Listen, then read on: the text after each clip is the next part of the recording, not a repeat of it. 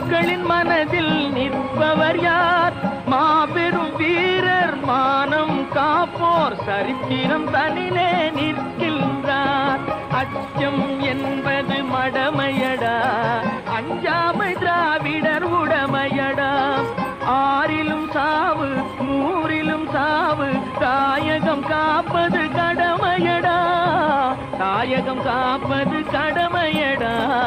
அச்சம் என்பது மடமையடா, அஞ்சாமை திராவிடர் உடமையடா.